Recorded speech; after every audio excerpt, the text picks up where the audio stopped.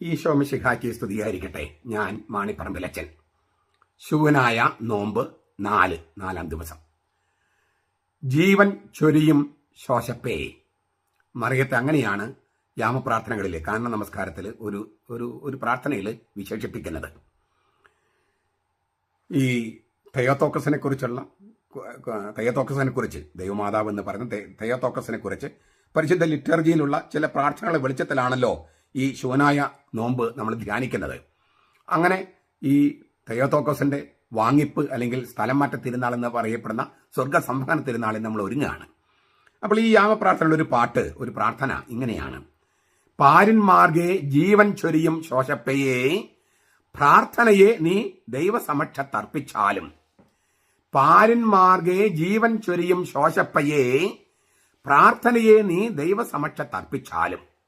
മറിയത്തെ ശോശപ്പയോട് തുലനം ചെയ്തിരിക്കുകയാണ്, സാദൃശ്യപ്പെടുത്തിയിരിക്കുകയാണ് ഈ പ്രാർത്ഥനയിൽ. വളരെ ബിബ്ലിക്കലാണിത്. ശോശപ്പ എന്ന് പറഞ്ഞാൽ നമുക്കറിയാം. ശോശപ്പ എന്ന് പറഞ്ഞാൽ നമ്മളിപ്പം കുർബാന സംബന്ധിക്കുമ്പോൾ കാസിം പിലാസിം മൂടുന്ന ഒരു തുണിയില്ലേ, ഒരു ശീല, ഈ കാപ്പയുടെ തന്നെ ഒരു കഷ്ണം കൊണ്ട് എടുക്കുന്ന മൂല, അതാണ് ആ ഒരു കഷ്ണം. അതാണ് ഈ പറഞ്ഞ ശോശപ്പ എന്ന് പറയുന്നത്. ഈ ദിവ്യരഹസ്യങ്ങൾ മൂടുന്ന തിരുവസ്ത്രം ശോശപ്പ. ഈ തിരുവസ്ത്രത്തോട് മറിയത്തെ തുലനം ചെയ്യുകയാണ്. പക്ഷെ എന്താണ് ഈ ശോശപ്പ ഉദ്ദേശിക്കുന്നത്? മറിയം ശോശപ്പയാണെന്നും തുലനം ചെയ്തിരിക്കുന്നു. എന്താണ് ശോശപ്പ എന്നതിനർത്ഥം? ഒരുപാട് അർത്ഥങ്ങളുണ്ട്. ഞാൻ ചിലത് മാത്രം ചൂണ്ടിക്കാണിക്കാം. ഒന്ന്, പുറപ്പാട് പുസ്തകം 17:6. ഇതാ ഞാൻ ഹൊരേബിൽ നിന്റെ മുമ്പാകെ പാറമേൽ നിൽക്കും, നീ ആ പാറയിൽ അടിക്കണം, ഉടനെ ജനത്തിന് കുടിക്കാൻ വെള്ളം അതിൽ നിന്ന് പുറപ്പെടും. ഇസ്രായേൽ ശ്രേഷ്ഠന്മാർ കാണുകയെ മോശെ അങ്ങനെ ചെയ്തു. പാറയുടെ മുകളിൽ ദൈവമായ യാഹ്വേ, പാറയുടെ ഉള്ളിൽ ജീവജലം. പരിശുദ്ധ തൃത്വമാണ്. ദൈവപിതാവ് പാറപ്പുറത്ത് നിൽക്കുന്നു. ആ പാറ അത് യേശുക്രിസ്തു. ആ പാറയുടെ ഉള്ളിൽ വെള്ളം, പരിശുദ്ധാത്മാവ്. ഇതാണ് ദൈവശാസ്ത്രമായ പ്രതീകം. അന്ന് കുടിക്കാനുള്ള വെള്ളം കൊടുത്തത് തന്നെ, ഒരു അത്ഭുതകരമായ രീതിയിൽ വെള്ളം കൊടുത്തത് തന്നെ. പക്ഷെ പാറപ്പുറത്ത് ദൈവം നിൽക്കുമെന്ന് പറഞ്ഞിട്ടുണ്ട്. ദൈവമാണ് പാറ എന്ന് പല പ്രാവശ്യം വെളിപ്പെടുത്തിയിട്ടുണ്ട്. ആ പാറയുടെ ഉള്ളിൽ വെള്ളം. ഇപ്പൊ നമുക്ക് നോക്കുക, ദൈവം നിൽക്കുന്ന പാറയ്ക്കുള്ളിലാണ് വെള്ളം. ദൈവം നിൽക്കുന്ന പാറയ്ക്കുള്ളിൽ. അപ്പൊ ഞാൻ ഒന്നുകൂടി പറയാണ്: ദൈവപിതാവ്, പാറ എന്ന് പറഞ്ഞാൽ ഈശോമിശിഹ, ദൈവമായി ഈശോമിശിഹ, പുത്രൻ തമ്പുരാൻ, വെള്ളം പാറ.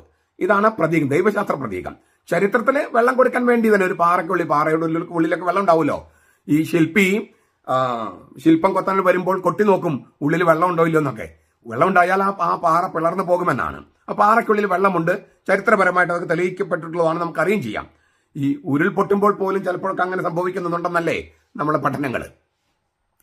അപ്പോൾ ഈ പഴയ നിയമത്തിലെ പാരമ്പര്യം അനുസരിച്ച്, ബൈബിളുകൾ പറഞ്ഞിരിക്കുന്നതല്ല, യഹൂദ പാരമ്പര്യം അനുസരിച്ച് മോശെ അങ്ങനെ അടിച്ചത് ബൈബിളുണ്ട്. അവിടുന്ന് വെള്ളം വന്നത് 12 നീർച്ചാലായിട്ടാണ്. 12 നീർച്ചാലായിട്ട് പാറയ്ക്കുള്ളിൽ നിന്ന് വെള്ളം വന്നു. 12 നീർച്ചാലിൽ 12 ഗോത്രങ്ങൾക്കായിട്ട്. അങ്ങനെയാണ് ഈ വെള്ളം കൊടുത്തത്. ഈ പാറയാണ്, പാറയുടെ ഒരു പ്രതീകമാണ് ശോശപ്പ എന്നാണ് ഒരു വ്യാഖ്യാനം. ഈ പാറ ജീവജലത്തെ പൊതിഞ്ഞു വെച്ചിരിക്കുന്ന, ജീവജലം ഉള്ളിലാണല്ലോ പൊതിഞ്ഞു വെച്ചിരിക്കുന്ന ആ പാറയുടെ പ്രതീകമാണ് ശോശപ്പ. അപ്പൊ ഈ ശോശപ്പ കൊണ്ട് എന്താ മൂടുന്നത്? ഉള്ളില് കാസിം പീലാസിം, അതിനകത്ത് തിരുരക്തവും തിരുശരീരവും. ഈശോ എന്ന ആ ജീവജലത്തെ, ജീവദായകനായ ആത്മാവിനെ മൂടുന്ന പാറയാണ് ശോശപ്പ എന്നാണ് ഒരു വ്യാഖ്യാനം. ഇതിൽ ഒരുപാട് അടരുകളുണ്ട്, നമുക്ക് ചിലതെല്ലാം ധ്യാനിക്കാം. 12 ഗോത്രങ്ങൾക്കും ജീവജലം കൊടുക്കുന്ന പാറയെ മറയ്ക്കുന്ന, ജീവജലത്തെ മറയ്ക്കുന്ന പാറയാണ് ശോശപ്പ എന്നാണ് ഒരു വ്യാഖ്യാനം. നമുക്കത് പുതിയ നിയമത്തിലേക്ക് വരുമ്പോൾ കുരിശിൽ ഈശോ, പാറയായ ഈശോ, അവന്റെ പാർശ്വം പിളർക്കപ്പെടുന്നു. മോശെ ഈ വടികൊണ്ട് പാറയിൽ അടിച്ചതുപോലെ ഒരു പട്ടാളക്കാരൻ കർത്താവിന്റെ പാർശ്വത്തിൽ കുത്ത്, അവിടുന്ന് ജീവജലവും ജീവരക്തവും ഒഴുകുന്നു. പഴയ നിയമത്തിൽ ജീവജലം മാത്രമാണെങ്കിൽ പുതിയ നിയമത്തിൽ ജീവജലവും ജീവരക്തവും ഒഴുകുന്നു. അവിടെ നിന്ന് ഒഴുകിയ ജീവജലവും ജീവരക്തവും ഒഴുകി 12 സ്ലീഹന്മാരിലേക്ക് ഒഴുകി. 12 സ്ലീഹന്മാരും ലോകം മുഴുവൻ പോയി. അങ്ങനെ ഇപ്പൊ ലോകം മുഴുവൻ ഈ ജീവജലം ജീവരക്തം കൊടുക്കുന്നു. മാമോദിസയും കുർബാനയും അത് പരിശുദ്ധാത്മാവിന്റെ ദാനവുമാണ്. ജീവജലം എന്ന് വെച്ചാൽ പരിശുദ്ധാത്മാവാണ്. അപ്പോൾ പരിശുദ്ധാത്മാവിന്റെ ആഗമനത്തോടെ സംഭവിക്കുന്ന മാമോദിസ, ജീവജലം, ജീവരക്തം, അത് 12 സ്ലീഹന്മാരിലേക്ക് ഒഴുകി, 12 സ്ലീഹന്മാരിൽ ലോകം മുഴുവൻ ഒഴുകി. അപ്പോൾ പഴയ നിയമത്തിലെ വ്യാഖ്യാനം, അത് ആ യഹൂദ വ്യാഖ്യാനം ശരിക്കും നിവൃത്തിയായത് പുതിയ നിയമത്തിലാണ്. അപ്പോൾ ഈശോ എന്ന പാറ, അതിൽ നിന്ന് ജീവജലം, ജീവരക്തം. ഈ ഈശോ എവിടെയായിരുന്നു കിടന്നത്? മറിയത്തിന്റെ ഗർഭത്തിൽ. ഈശോ എന്ന പാറ മറിയത്തിന്റെ ഗർഭത്തിൽ. അപ്പം മറിയത്തിന്റെ ഗർഭപാത്രം മറിയം തന്നെ ശോശപ്പയാണ്. ഈശോ എന്ന പാറയെ കവർ ചെയ്യുന്ന ശോശപ്പയാണ്. അപ്പം മറിയത്തിന്റെ ഗർഭപാത്രം പിളർന്ന് ഈശോ പുറത്തു വരുന്നു. ഈശോയുടെ ഗർഭപാത്രം അല്ലെങ്കിൽ പാശം പിളർന്ന് ജീവജലം വരുന്നു. അപ്പൊ ഇങ്ങനെ എന്താ പറയാ, അടരുകള്, ഈ ശോശപ്പ എന്ന് പറയുന്ന ആ പ്രതീകത്തിന്റെ പല അടരുകള് സൃഷ്ടിക്കപ്പെടുകയാണ്. ഈശോ എന്ന പാറയുടെ പ്രതീകമാണ് ശോശപ്പ. അവിടെ നിന്നും അവന്റെ പാർശ്വം പിളർന്ന് ഇതാ ജീവജലവും ജീവരക്തവും വരുന്നു. ഈ ഈശോ കിടന്നത് മറിയത്തിന്റെ ഗർഭപാത്രത്തിലാണ്. അപ്പോൾ മറിയമാണ് ശോശപ്പ. അവളുടെ ഗർഭപാത്രം പിളർന്ന് ഈശോ വരുന്നു. ഈശോയിൽ നിന്ന് ജീവജലവും ജീവരക്തവും വരുന്നു.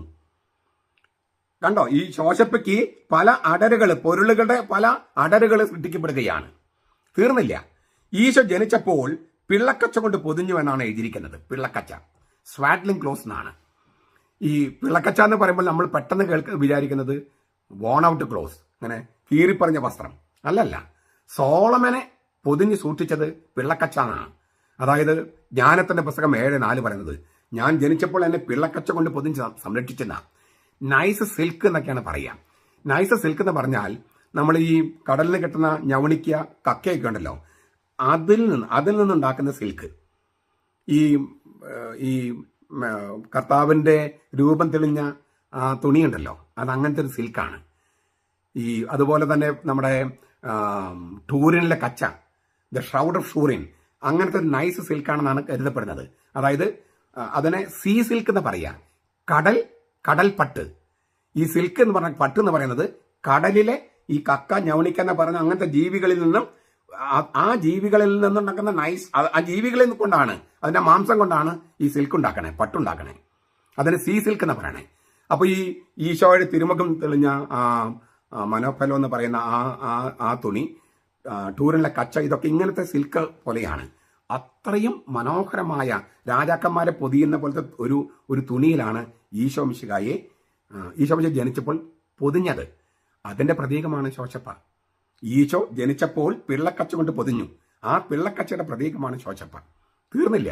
ഈശോ മരിച്ചപ്പോൾ കച്ചകളും മുഖത്തൂവാലയും, ഫേസ് വെയിൽ, കർത്താവിന്റെ മുഖത്തിട്ടിരുന്നൊരു തൂവാല, പിന്നെ കച്ചകളും പിന്നെ മുഖത്തിട്ട തൂവാലയും. ദേഹം പൊതിയാനായിട്ട് കച്ചകൾ ഉപയോഗിച്ചു, പല വസ്ത്രങ്ങൾ. മുഖത്തുള്ള ഒരു മുഖത്തൂവാല, ഒരു ശീല, അതുണ്ടായിരുന്നു. കർത്താവ് ഉത്ഥാനം ചെയ്തപ്പോൾ ഈ ശീല ചുരുട്ടിക്കൂട്ടി മൂലയ്ക്ക് വെച്ചിരിക്കുന്നു. യേശു സ്നേഹിച്ച ശിഷ്യനും പത്രോസും കബറടത്തിൽ ചെന്നു. അവർ ഈ തുണി കണ്ടു. യേശു സ്നേഹിച്ച ശിഷ്യൻ പത്രോസ് കയറിയപ്പോൾ യേശു സ്നേഹിച്ച ശിഷ്യൻ അകത്ത് കടന്നു, അത് കണ്ടു, വിശ്വസിച്ചെന്ന് എഴുതിയിരിക്കുന്നു. യോഹന്നാന്റെ സുവിശേഷം 20-ാം അധ്യായം 1 മുതൽ 8 വരെ വാക്യങ്ങൾ. ഇത് കുർബാനയ്ക്ക് നമ്മൾ ചെയ്യുന്നുണ്ട്. ഈ പീലാസിയും കാസിയും ഇങ്ങനെ പൊക്കിപ്പിടിച്ച് കുരിശാകൃതിയിൽ സമർപ്പണം ചെയ്തിട്ട് 3 പ്രാവശ്യം മുട്ടിയിട്ട് താഴെ കൊണ്ടുവന്ന് ബലിപീഠം എന്ന് പറഞ്ഞ കബറിടത്തിൽ അടക്കം ചെയ്യാണ് കർത്താവിനെ. എന്നിട്ട് 3 പ്രാവശ്യം ഇങ്ങനെ മുട്ടുകയാണ്. എന്തിനാ? 3-ാം ദിവസം ഉത്ഥാനം ചെയ്യും. 3 പ്രവചനങ്ങൾ അവൻ നൽകിയിട്ടുണ്ട് പീഡാനുഭവത്തെക്കുറിച്ച്. 3 ദൈവത്തിന്റെ സംഖ്യയാണ്. ദൈവത്തിന്റെ ദിവസത്തിൽ അവൻ ഇവിടുന്ന് ഉത്ഥാനം ചെയ്യും. അത് കാണിക്കാൻ 3 പ്രാവശ്യം മുട്ടി തൂവാല, ഈ ഫേസ് വെയിൽ എന്ന് പറയുന്ന തൂവാല കൊണ്ട് മൂടി. അതാണ് ശോശപ്പ. കത്ത് ഉത്ഥാനം ചെയ്തപ്പോൾ അത് ചുരുട്ടിക്കുട്ടി മൂലയ്ക്ക് വെച്ചു. അതുകൊണ്ടാണ് അച്ഛന്മാരത് ചുരുട്ടിക്കുട്ടി ഈ കബറിടത്തിന്റെ സൈഡിൽ വെക്കുന്നത്. സീറോ മലങ്കര സഭയിൽ ഈ ശോശപ്പ തൂവാല എടുക്കുമ്പോൾ ഇങ്ങനെ വിറപ്പിച്ചുകൊണ്ടാണ് എടുക്കുക. വിറപ്പിച്ചുകൊണ്ട് പരിശുദ്ധാത്മാവിന്റെ ശക്തിയാൽ ദൈവം അവനെ ഉയർപ്പിച്ചു എന്ന് പൗലോസ് പറയുന്നുണ്ട്, പല പ്രാവശ്യം പറയുന്നുണ്ട്. അവനെ ഉയർപ്പിച്ചവന്റെ ആത്മാവ് നിങ്ങളിൽ ഉണ്ടെങ്കിലെന്ന് പറയുന്നുണ്ട്. അപ്പൊ ദൈവം പരിശുദ്ധാത്മാവിനെ അയച്ചിട്ടാണ് ഈശോ ഉയർപ്പിച്ചത്. ആ പരിശുദ്ധാത്മാവ് വന്ന് ഈശോ കാണിക്കുന്നതാണ് ഈ ചലനം. പരിശുദ്ധാത്മാവിന്റെ വരവാണ് ഈ ഇങ്ങനെ ഷെയ്ക്ക് ചെയ്തുകൊണ്ട് കാണിക്കുന്നത്. എത്ര പേര് ദൈവശാസ്ത്രമാണ് ഈ കുർബാനയിൽ സംഭവിക്കുന്നത്. വചനത്തിന് ജീവൻ വെക്കുന്നതാണ് വിശുദ്ധ കൂദാശകളെന്ന് ഞാൻ പല പ്രാവശ്യം പറഞ്ഞിട്ടില്ലേ. അതാണ് വചനത്തിന് ജീവൻ വെക്കുന്ന നിമിഷമാണ് കൂദാശ. അതാണ് ഇവിടെ സംഭവിക്കുന്നത്. അപ്പോൾ ആ കർത്താവിനെ പൊതിഞ്ഞ ആ ശീല, അപ്പോൾ കർത്താവ് ജനിച്ചപ്പോൾ പിള്ളക്കച്ച കൊണ്ട് പൊതിഞ്ഞു, മരിച്ചപ്പോൾ മുഖത്തുവാലയും കച്ചകൾ ഉപയോഗിച്ച് പൊതിഞ്ഞു. ഇതൊക്കെ ശോശപ്പയുടെ പ്രതീകമാണ്. അതെല്ലാം മറിയത്തിനും പ്രതീകമാണ് ഈ ശോശപ്പ. കാരണം എന്താ? ഈശോ മിശിഹ മറിയത്തിനുള്ളിലായിരുന്നു, മറിയത്തിൽ നിന്നാണ് വന്നത്. പരിശുദ്ധാത്മാവ് ഗർഭം ധരിച്ചു, അവിടെ നിന്നാണ് വന്നത്. അപ്പൊ ഈ കർത്താവിനെ പൊതിയുന്ന പിള്ളക്കച്ചയും കർത്താവിനെ ശവടക്കിയപ്പോൾ ഇട്ട മുഖത്തുവാലയും കച്ചകളൊക്കെ മറിയത്തിന്റെ പ്രതീകമായിട്ടാണ് പ്രാർത്ഥനയിൽ കാണുന്നത്. എത്ര വലിയ രഹസ്യമാണ് അത്! വേദത്താളുകളിൽ അടിസ്ഥാനപ്പെട്ട രഹസ്യമാണ് ഈ അവതരിപ്പിക്കുന്നത്. ഭാര്യന്മാർഗെ ജീവൻ ചൊരിയും ശോശപ്പെന്നാണ്. ഈ ജീവൻ ആരാണ്? ഈശോ മിശിഹ. അവനിൽ ജീവൻ ഉണ്ടായിരുന്നു. യോഹന്നാൻ 1:4. ചിലപ്പോൾ ഇങ്ങനെ പറയും, അവനിൽ സംഭവിച്ചത് ജീവനായിരുന്നു. യേശുക്രിസ്തുവിൽ എന്താണോ സംഭവിച്ചത് അതാണ് നമുക്ക് നിത്യജീവൻ. യോഹന്നാൻ 1:4. ആ ജീവൻ നൽകും ഭാര്യന്മാർക്ക് ജീവൻ നൽകും. ജീവൻ യേശുക്രിസ്തുവാണ്. അവനെ നൽകും ശോശപ്പയാണ് മറിയം. കാര്യം മനസ്സിലായോ? ഈശോയെ പൊതിഞ്ഞു സൂക്ഷിച്ച ശോശപ്പയാണ് മറിയം. ഈശോയാണ് ജീവൻ.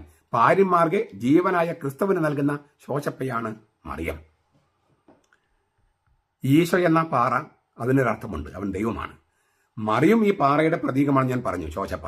പക്ഷെ മറിയം പാറയാന്ന് പറയുമ്പോൾ ദൈവമാണെന്ന് അർത്ഥമില്ല. പക്ഷേ അവളിൽ നിന്ന് ജനിച്ചവൻ ദൈവമാണ്.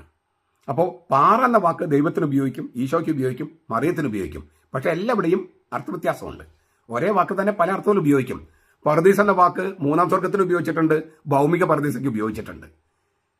അപ്പോൾ അത് ഓരോ സന്ദർഭം അനുസരിച്ചാണ് ഒരു വാക്ക് തന്നെയാണെങ്കിലും പല അർത്ഥത്തിൽ ഉപയോഗിക്കുന്നത്. ഇത് തന്നെയാണ് ഇവിടെ അർത്ഥം. ഈശോ എന്ന പാറ എന്ന് പറയുമ്പോൾ ദൈവം എന്ന പാറ, ആ ദൈവത്തിന്റെ പുത്രൻ തമ്പുരാൻ എന്ന പാറ. മറിയം ആ പാറയെ ഗർഭത്തിൽ വഹിച്ചവളാണ് മറിയം. അപ്പൊ അവളും ഒരു തരത്തിൽ ഒരു പാറയാണ്. പക്ഷേ അർത്ഥവ്യത്യാസമുണ്ട്. അവൾ ദൈവമല്ല, പക്ഷേ അവളിൽ നിന്ന് ജനിച്ചവൻ ദൈവമാണ്. എത്ര വലിയ രഹസ്യമാണ്! അതും വേദത്താളിൽ അടിസ്ഥാനമിട്ടാണ് ഈ പാട്ടിലൂടെ അവതരിപ്പിച്ചിരിക്കുന്നത് മറിയത്തെ. ഇതിനാണ് ലിറ്റർജിക്കൽ സ്പിരിച്വാലിറ്റി എന്ന് പറയണേ. നമ്മളിപ്പോൾ ഈ മറ്റ് സ്വകാര്യ ഭക്തകൃത്യങ്ങളിൽ, ഇപ്പം ഈ നൊവേനകളിലൊക്കെ ഇല്ലാത്തൊരു ആഴം ലിറ്റർജിക്കൽ സ്പിരിച്വാലിറ്റിയിലുണ്ട്. യാമപ്രാർത്ഥന, കുർബാന, അങ്ങനെ സഭയുടെ ഔദ്യോഗിക പ്രാർത്ഥനകളെയാണ് ലിറ്റർജി എന്ന് പറയണേ. അതിൽ അടിസ്ഥാനപ്പെട്ട ആധ്യാത്മികതയാണ് ആരാധനക്രമ ലിറ്റർജി അഥവാ ലിറ്റർജിക്കൽ സ്പിരിച്വാലിറ്റി. നോക്കുക, ഭാര്യന്മാർഗെ ജീവൻ ചൊരിയും ശോശപ്പയെ പ്രാർത്ഥനയെ, ഞങ്ങളുടെ പ്രാർത്ഥനയെ നീ ദൈവസമക്ഷത്ത് അർപ്പിച്ചാലും. ഇതുപോലെയൊക്കെ ഈശോ മിശിഹായെ കൊണ്ടു നടന്ന ആ മറിയത്തിന്റെ പ്രാർത്ഥന ദൈവം കേൾക്കാതിരിക്കുമോ? കാനായിലെ കല്യാണത്തിലെ അവസരത്തിൽ പോലെ ആദ്യമൊന്ന് നിരാകരിച്ചാൽ പോലും മറിയത്തിന്റെ അപേക്ഷ ദൈവം കേൾക്കാതിരിക്കുമോ? നമുക്ക് മേൽത്തരം വീഞ്ഞ്, പരിശുദ്ധാത്മാവിന്റെ മേൽത്തരം സമ്മാനം തരികയില്ലേ? തരും. മറിയത്തോട് നമുക്ക് പ്രാർത്ഥിക്കാം. നമ്മുടെ കർത്താവ് ഈശോ മിശിഹായുടെ കൃപയും പിതാവായ ദൈവത്തിന്റെ സ്നേഹവും പരിശുദ്ധാത്മാവിന്റെ സഹവാസവും നാം എല്ലാവരോടും കൂടി ഉണ്ടായിരിക്കട്ടെ, ഇപ്പോഴും എപ്പോഴും എന്നേക്കും. ആമേൻ.